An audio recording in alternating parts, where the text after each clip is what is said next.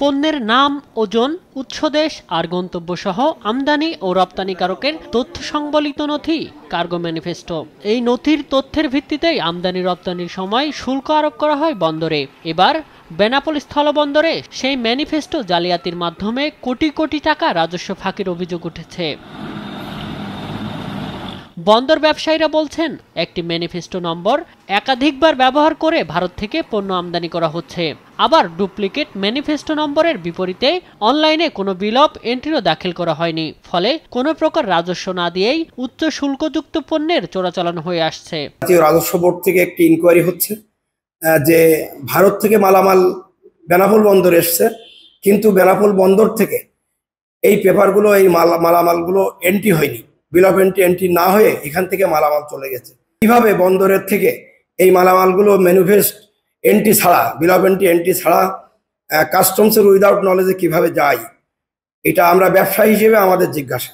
কিছু কিছু পণ্যর ব্যাপারে ইজিএম বহির্ভূতভাবে নথির মাধ্যমে মালগুলো চলে গেছে।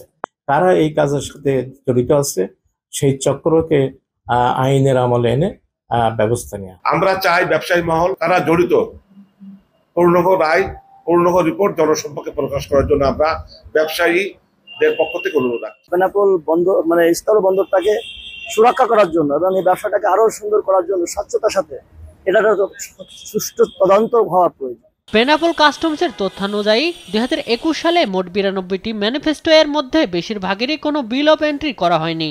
চলতি বছরে প্রায় 500 ম্যানিফেস্টোর তথ্য জালিয়াতি করা হয়েছে।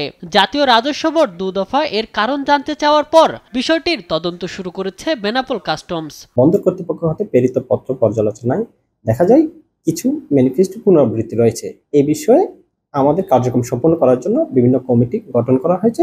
কমিটির কার্যক্রম এখনো চলমান। ম্যানিফেস্টোর তথ্যে গরমিলে বিষয়টি স্বীকার করেন খোদ বন্দর পরিচালকও। বিষয়টি তদারকি করছি এবং ভবিষ্যতে যেন কেউ যেন কোনো রকম অসৎ অবলম্বন করতে না পারে সে বিষয়ে সর্বোচ্চ আমরা সতর্ক রয়েছি। বেনাপোল স্থলবন্দর দিয়ে প্রতিদিন 350 থেকে 400 পণ্যবাহী ট্রাক চলাচল করে।